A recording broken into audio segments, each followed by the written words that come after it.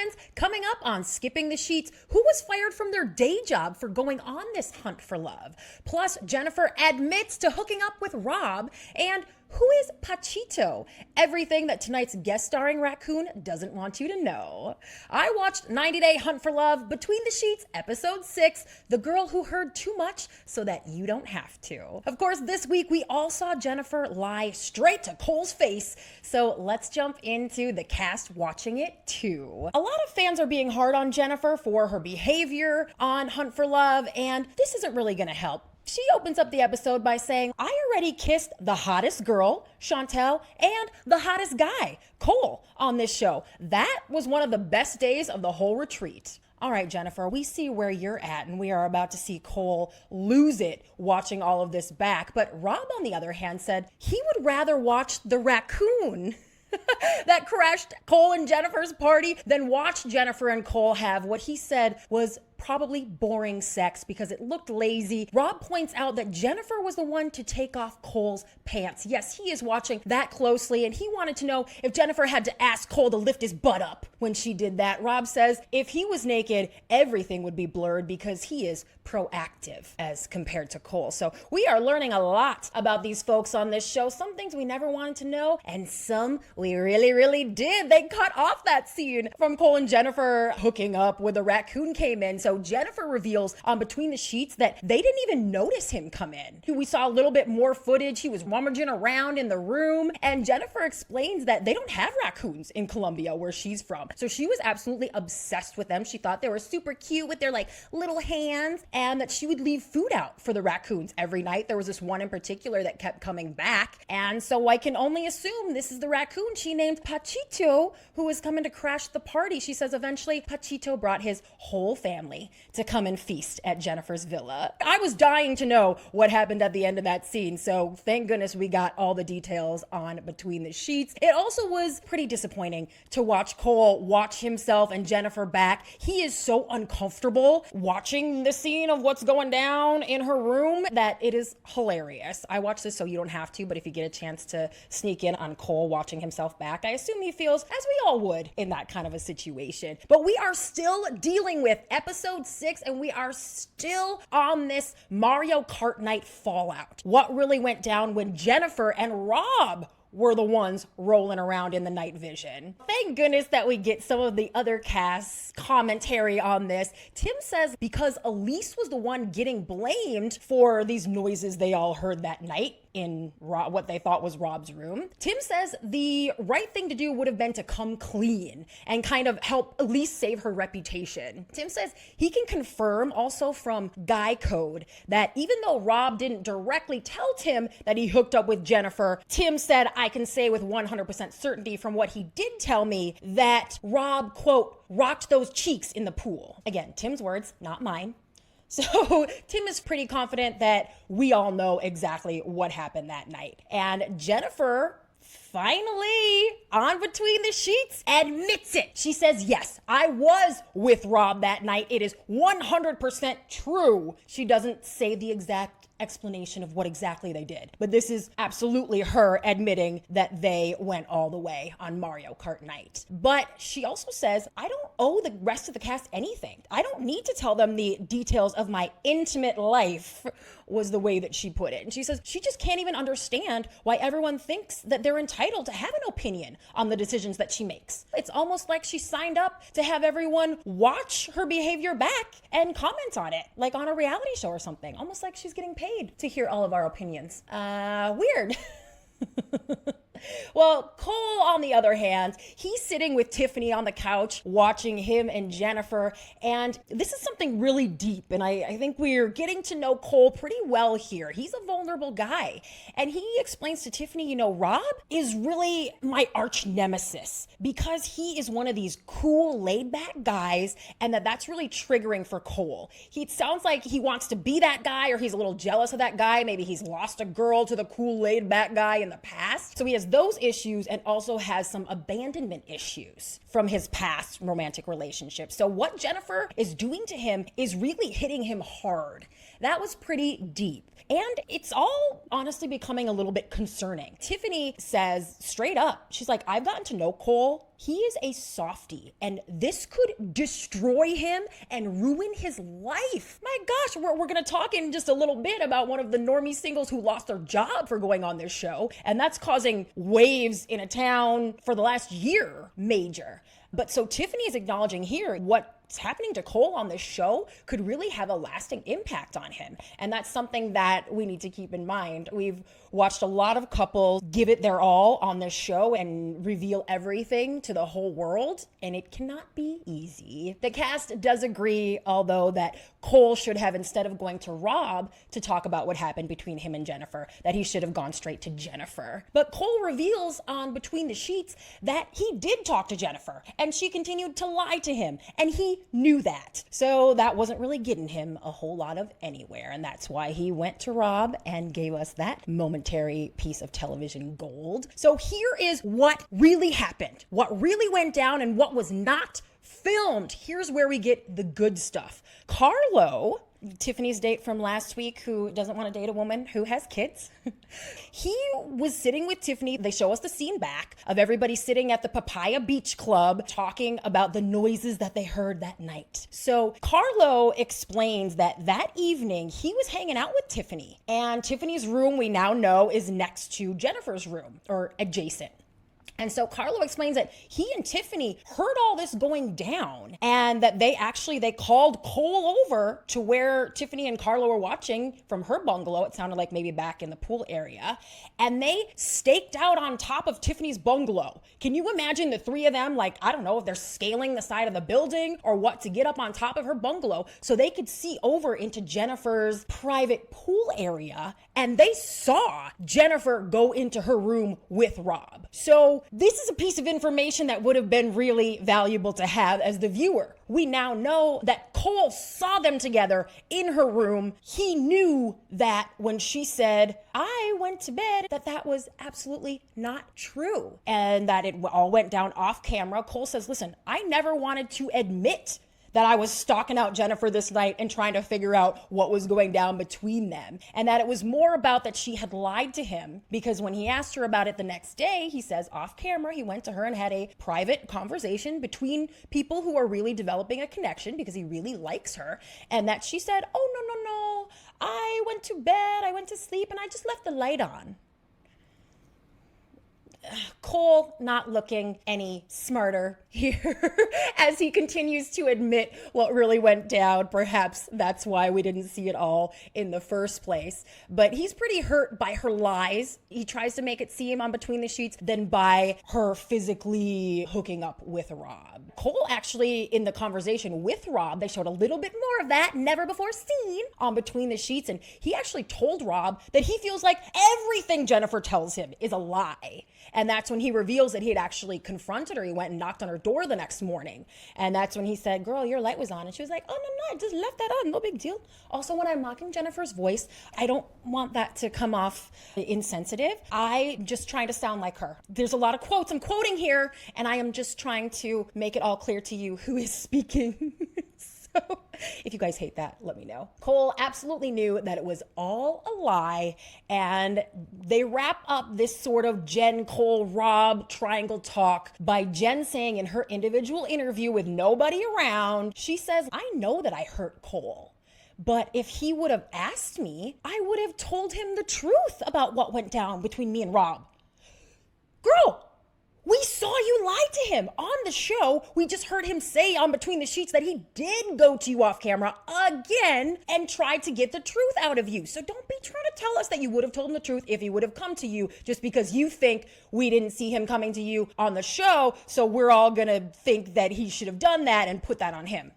Nice try, Jennifer. Let's move on from those folks. We've talked a lot about what went down on Mario Kart night for 6 episodes. Let's tune into one of my faves, Courtney and her what has become a love square. We've got Courtney, Colt, Usman, and normie single Nikki becoming a big part of the conversation this week. It looks like that is really going to continue to blow up next week. But we get to see Usman watching the scene where Courtney and Colt go to his room after the party. And now this is really interesting. If you think back to last week, we were talking about the scene where Colt says that Chantel was really drunk and that she was hitting on him on the bus ride home from the club that night. And I was saying that we haven't really seen anybody falling down drunk. It seems like they're drinking a lot and often, but that the producers are sort of protecting the cast. They don't want it to look like they're just plying everyone with alcohol and then exploiting what happens. But there was something that happened here. There's a passage of time between what we saw at the party in the evening when the bugs came to the point where Courtney and Colt go to his room together. Courtney is suddenly falling down drunk. She goes and sits on Colt's bed and she looks relieved to just be sitting down, and then she gets up and tries to walk down the stairs and just sort of collapses onto the couch down there. So that's a little concerning. Of course, my first reaction was, is production getting this intoxicated woman out of her male cast member's room? You are putting everybody in a really sticky situation there. There's a lot of liability, and yes, there's cameras, but again, these are the kinds of things that bring down entire franchises, and we want 90 Day to go on forever and ever. So I kind of think it was their MO not to show something like this if somebody was that drunk, but they really had to give us this scene of Courtney and Colt in the room. They also needed to explain to us what went down after that. So no, we didn't get it on the Hunt for Love episode, but Colt does explain on Between the Sheets what really happened when Courtney went to Colt's room. But before that, Usman is watching this scene back and he hates it. He hates seeing Courtney go and hang out with Colt at the end of the night. And he also reveals Courtney and Colt were almost half naked at one point, and then they went off to his room. So again, what the heck went down between the time when they were all attacked by the bugs and no one seemed too drunk and everyone was fully dressed, to where Usman's going, oh yeah, they were half naked and then they were in the room and then she's falling down. Colt eased my mind here a little bit. I can't believe I just said that. But on Between the Sheets, he gives us the real story. He says there was no hanky-panky. Courtney did not spend the night in his villa that evening. He says she eventually got up and Colt walked her back to her room like a gentleman. Congratulations, Colt. Good job. You know what? I don't give Colt a lot of credit very often. We're going to give him a little applause on that. Not that someone should be so praised just for doing the right thing, but again, this could have been a really bad look. So glad to see that Courtney is okay. And one more little tidbit from the Papaya Jungle Gym scene. Did you guys notice that this episode didn't have anything going on? That there wasn't a therapy session, there wasn't a bunch of games. I mean, there was a social media thing a little bit, but it is starting to feel like they're pulling a lot more episodes out of this show than they thought they were going to get. Also, Tim at one point on Between the Sheets mentions that they were there for a month. When at first they were all talking about it was that they were there for 2 weeks. I think they probably had every episode planned with a thing. You know, we've watched a lot of reality TV. We've seen that happen on Marriage Boot Camp and The Last Resort, everywhere else. This episode didn't even have a thing. They just wanted to get to Tiffany hearing what she heard way back on the first night, and they are just giving us all the juicy drama. So it all started at the Papaya Jungle Gym scene at the very beginning when they're all working out on the beach. And Colt reveals something that we didn't see on camera. He says he was chatting up Nikki there at the gym, and that Nikki was like, listen, Colt, I really gotta tell you, don't ask me out on a date on camera because you're gonna get embarrassed. I'm gonna turn you all the way down and I don't want that for you. So please, just so you know, I'm not into you and I'm also not even going to pretend to try to be into you for camera time. So Colt says she really stuck it to him in that moment and that he felt pretty bad. It's clear even when he's watching it back that he did not love to hear that Nikki would not want to go out on a date with him. But this is the reason why I think this is really telling. There's been a lot of criticism for Colt against why hasn't he asked Courtney out on a date? If he likes her so much and they're there to pursue a relationship, why hasn't Colt asked Courtney out on a proper date? Well, if this happened with Nikki turning him down before he even got a chance to express interest in her, I can imagine that that was a bit of a blow to his ego. So is that part of the reason why he wasn't asking Courtney out on a date yet? He was feeling pretty insecure and afraid of more rejection, essentially. How Courtney lost both of her men to Nikki, who we barely even know, in one episode is beyond me. But Usman also tells a story on Between the Sheets that he actually went so far as to buy Nikki a gift. On one of his times off camera, he went shopping and he found a little piece of jewelry he thought she would like. And he's like, she was paying me attention, unlike Courtney, and she was just so nice that I thought I would buy her a little gift. Okay, Usman really working it. And I've been critical of him that everything he's doing is just for on camera and is just for the show. But that was something clearly that was not going to be filmed or talked about. So he really wanted to get into Nikki's good graces. And Courtney was onto him. She says she knew Usman was into Nikki, but she's also wondering, why did Usman ask Nikki out before her? Why would he even go so far as to say, hey, Nikki, if I paid for you a trip, would you come to Africa and come and visit me? Courtney's like, what the F? I would move to Africa. I would move anywhere for love. And I even went and traveled and hung out with Usman overseas. They were in Turkey. But hello, I'm right here. I'd be willing to do those things. And yet you're talking about it with some girl you barely know. Let's get a little more insight on that from a never before seen scene where Elise and Colt talk at the Papaya Beach gym, and Colt explains something about his childhood that I just thought was a really interesting tidbit. He says, I didn't really socialize growing up, and I didn't really go to school. What? You didn't go to school? He admits that he is a mama's boy. I need to know more. Colt is a bit of an oddball. He doesn't have any siblings and he's a mama's boy, and I can relate to being an only child, and I know you are by yourself a lot growing up. But how did that affect him, and what did he mean by that? What did he think of his behavior that was excusing or explaining for him to bring that up? So I'm going to dive a little bit more into that. Like, was he homeschooled? We all know Debbie. Debbie's a little different. So who knows what Colt's childhood was like and how that has affected the Colt that we know now. At least the Colt we know now spills all the tea. I can appreciate that. So here's something that we've pieced together. Remember last week, or maybe the week before, Courtney talked about that Colt had fallen off a chair in the wardrobe room. Well, he has this big old bruise on his arm on the Hunt for Love episode, and he will not explain where he got it from. But on Between the Sheets, he tells us that it was from that fall off of a chair in the wardrobe room, that the chair actually broke, and that Elise was the one who was there to pick him up, help him back down the stairs, help him get out of that. He said his leg was feeling quite weak at that time. We're going to start to hear more about what's going on with Colt's leg. But so that is where the mystery bruise on his arm came from, was from that fall. And this is the moment where he tunes into Elise a little bit. He calls her sweet and caring. He praises her even more to her face in the scene that they show. And then Colt actually asked Elise out. She says the reason why she agreed to it and how he sort of baited her was that they were going to go watch monkeys, which sounded super fun to her, and that she actually wanted to help him get a girl and thought that going out on a date with him, she could maybe coach him a little bit, but that dating him would be a hard no. So don't worry, Courtney, because Courtney and Elise are sitting on the couch on Between the Sheets watching this together.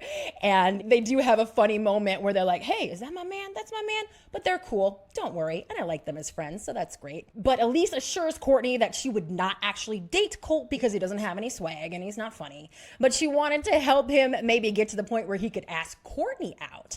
Courtney says, that was a hard day for me. Seeing Usman ask out Nikki and Colt ask out Elise, she was jealous. And she doesn't have any problem revealing that to us because she had to watch them both ask out other girls when she cannot get either one of them to ask her out on a date. Tim and Rob chime in at this point too. They say they can't believe that Colt had the balls to ask Elise out. They describe Elise as being like the final boss. I guess they mean of like the normie singles, especially after they point out Colt had struck out with May.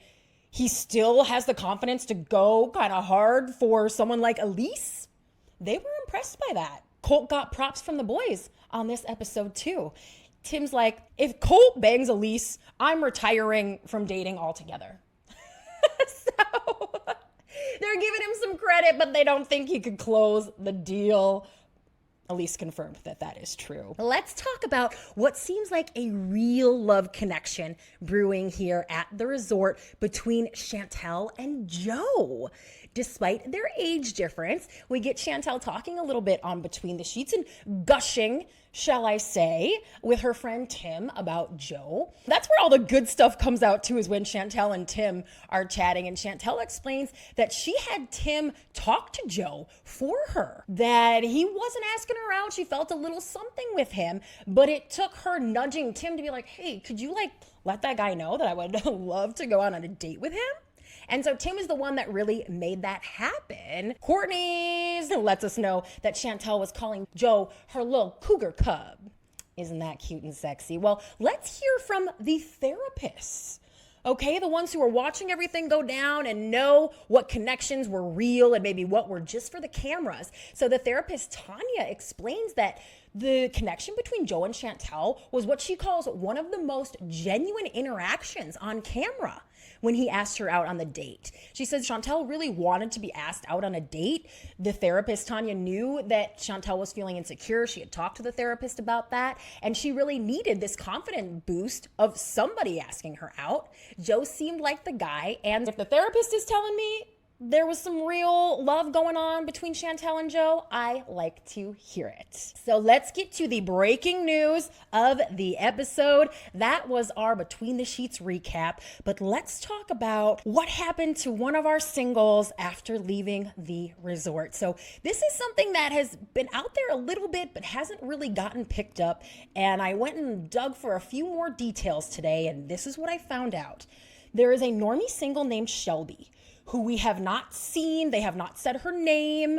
We know that there are a few other singles there. We've seen their pictures and their names. They've been talked about on TLC.com and other places, but we haven't seen them a lot on the show. And I was wondering if maybe there were some that they would bring in halfway through. I'm still guessing we're going to see some exes come. So at one point in this season, I just feel like there's going to be a whole new batch of people coming in. So it is a possibility that some normie singles would be part of that as well. Or she's just there and didn't make much of a splash, so we don't see her. But either way, Shelby, she's a very tall brunette, a gorgeous woman, has been fired from her job as an elementary school principal for going on this show. And this is a very complicated thing. She worked at an independent school district in Houston. We know they filmed this last summer. And let's also remember the normie singles had no idea what kind of a dating show they were going on. They had no idea it was 90 Day Fiancé related, that there would be reality stars there. They thought they were all going on some new dating show and that they were going to be the stars. Or that perhaps it was going to be as innocuous as The Bachelor. Who knows what her idea of what it was going to be was, but we've found from all the normie singles that it isn't whatever they had in mind.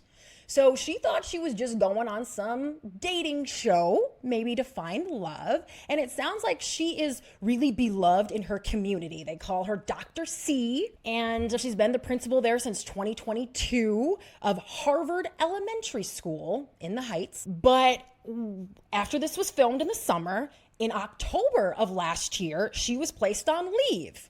So no one had seen any footage yet, but who knows what comes out in a town, what people find out about, or who also even knows if she stayed at the resort the whole time. Once she found out what was going on, maybe she didn't spend the time there, or perhaps the show worked with her like, oh, you don't really like this, you're not into this, you think this might ruin your life? All right, well, you can go home and we won't use you too much. So we're gonna get all of those details eventually, I'm sure of it.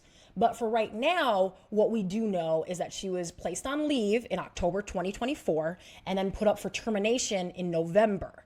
So the community was outraged about this. She is beloved, and there was major backlash to this. The school actually instated what they thought would be a new principal, gave someone else Shelby's job, and that person actually quit before they even started because they were getting so much flack online from people in the community who wanted Shelby to keep her job. There's also an underlying issue, it seems here, some local government stuff where perhaps someone wanted to come in and change the curriculum of the school or wanted to do things differently than Shelby was doing them, and that they were taking this opportunity to get rid of her.